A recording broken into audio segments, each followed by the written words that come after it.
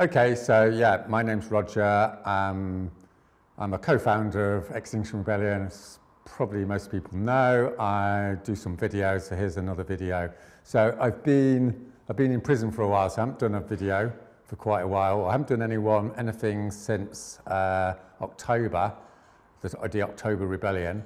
So I was thinking about doing some sort of, March to Victory video post-October, but I don't really want to yet, not yet anyway. So I got this idea about doing a video about hypocrisy, which is a little bit scary because it's outside my sort of comfort zone, and I'm not quite sure what I'm trying to say, so hopefully I can just stimulate some debate. So it's not like I've got a really hard line, this is the way it should be. It's more like, here's some ideas, because I think like a lot of people have come into Extinction Rebellion internationally, in the UK, are talking about it, and it's quite an emotional subject, to put it mildly, isn't it? And I think one of the reasons why it's really tricky is the bottom line is everyone's sort of complicit. You can't live your life without participating in the destruction of the next generation, and that makes everyone uncomfortable. For instance, like you've got to get in a car, you've got to use plastic. There's all these things, so it makes you sort of feel terrible on one level, and then you're not quite sure what to do about it. Okay, so the reason why I sort of got into thinking about this is I had this pleasure of talking to this A-list celebrity or whatever you call them. Anyway, this guy's famous in the United States. He's on Netflix or something. And it's a little bit embarrassing because I didn't actually know who he was. Anyway, he's really quite famous. And he was saying, I don't know what I can do for Extinction Rebellion or for the climate crisis because, obviously I'm really privileged and rich and, I live this lifestyle. And I was sort of going like, yeah, well, just get on with it because we're in a crisis and we need to be stepping up. And that sort of raises this issue of hypocrisy, I suppose. So my sort of proposition in this video is, so what? Because there's two ways to look at this. There's we're all hypocrites, so we should all stay at home and feel miserable, or we should just be going, okay, I am, but at least I'm doing something.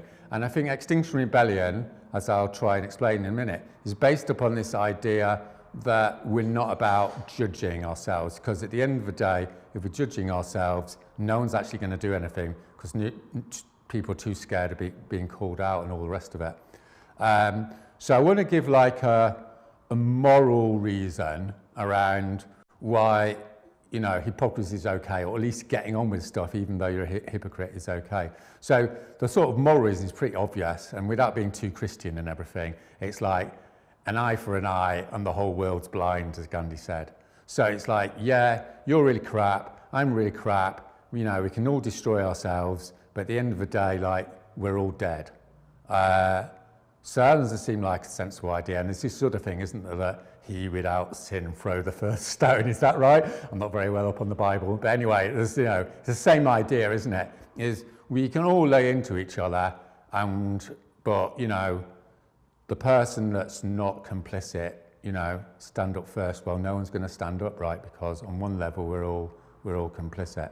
So that doesn't, that's no good. I mean, what I'm involved in Extinction Rebellion is mobilising people, and so it's no good if people aren't mobilising because of this moral problem. And that brings on to the sort of practical reason for why accepting hypocrisy is that you have to trust that people will change. And this is a fundamental idea, I think, in Extinction Rebellion. In other words, Extinction Rebellion is a little bit naive. It's a bit like giving people a chance to actually change and say, yeah, come into the movement. Yeah, you drive your car. Yeah, sometimes you take flights. Yeah, you're pretty rich, dum-bum-bum. But it doesn't matter. You're welcome.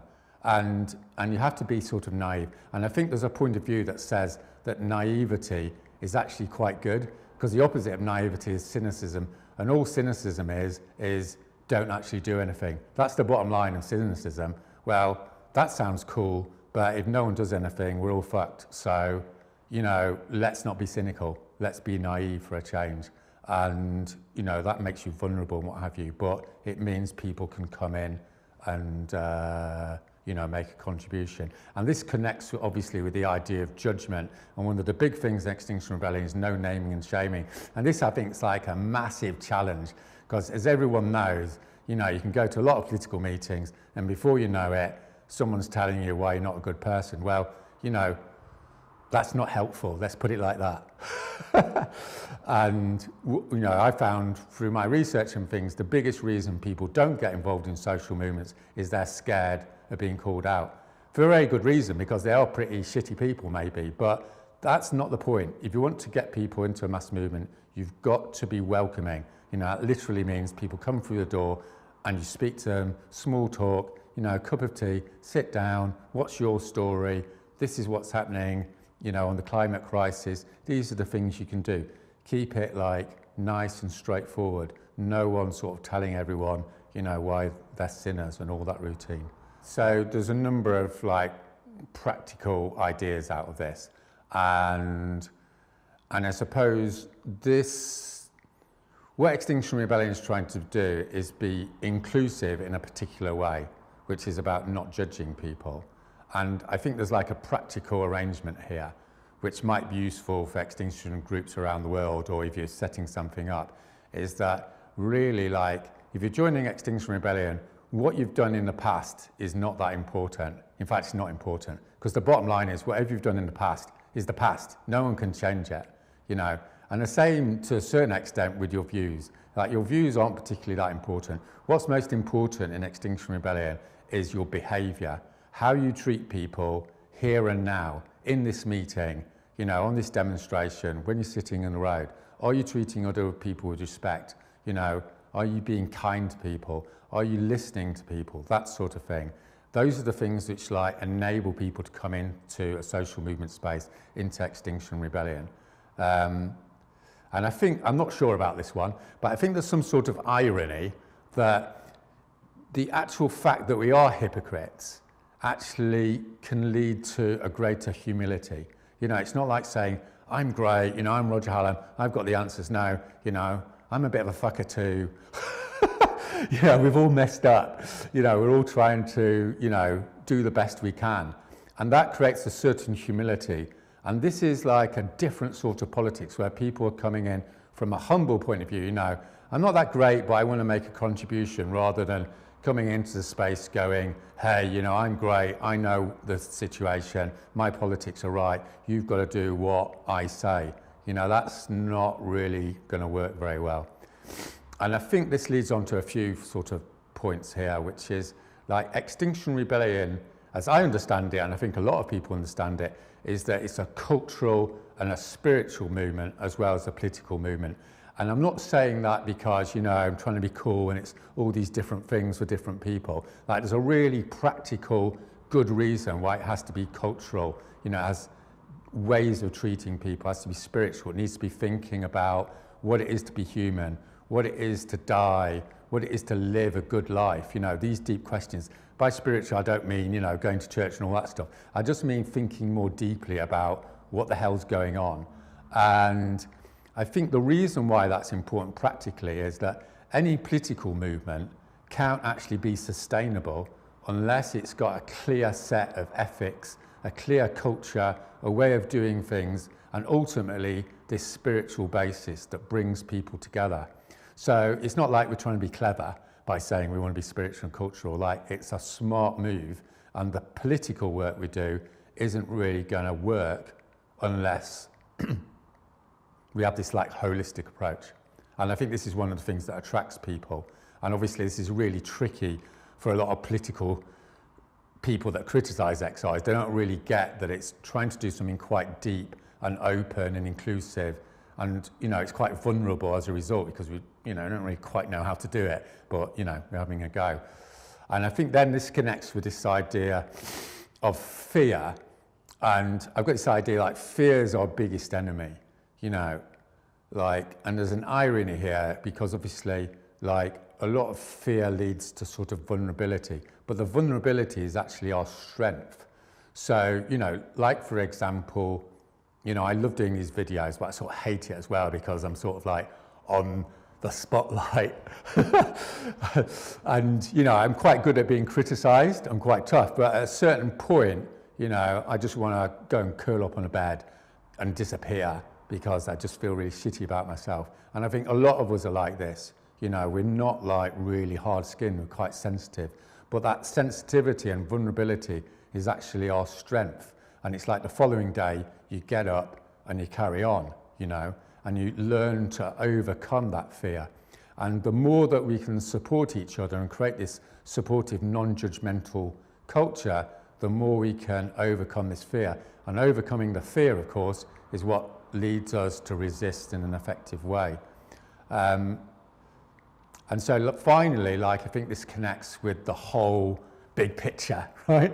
So what's the big picture? You know, over the next 10, 20 years, the human race is going to have to decide whether it wants to slaughter itself out of a spasm of moral sort of righteousness. You know, that group's responsible for the climate crisis.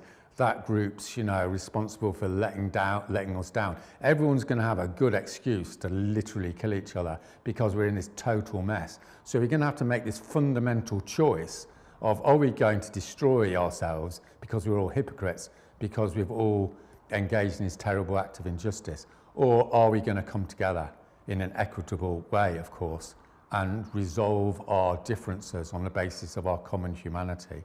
And that's a big choice, and I think it's really stark choice. You know, it could go either way. And I think Extinction Rebellion is like trying to, you know, in an imperfect way, suggest that, you know, loving ourselves and each other in a practical sense is sort of better than killing each other. It's a pretty no-brainer option, isn't it? But you can see the temptation, and you can see that temptation in politics all the time of just like othering other people and going down that downward spiral, you know, that we've seen so often, like in the 20th century, people hating each other and with great justification ending up shooting each other and all the rest of it. So the upshot of it is, just to finish off, is, you know, my message, this is my message, is don't hold back. You know, if you want to join Extinction Rebellion, it's an open movement. Come in, make mistakes, do what you want to do. If the group's, you know, getting a little bit judgmental, go and set up your own team. You know, make clear that in meetings, on the street, people respect each other, and that's enforced. You know, and if people aren't, then set up a new group, because this is crucial to the whole global mobilisation situation. So the idea is people all around the world set things up in a non-judgmental way, go out, make loads of mistakes. Through making lots of mistakes, find out what happens best, share it with other people, and that's how we grow and become more effective. And that's not going to happen if we start judging each other, if we start accusing each other of being hypocrites and assuming other people are better than other people. So the message I want to put across, as it were, is in XR, hypocrites are welcome, right? Because in a fundamental sense, we're all in the same boat here. We're all human. And I don't know whether that quite makes sense, but that's it. Okay? Thanks.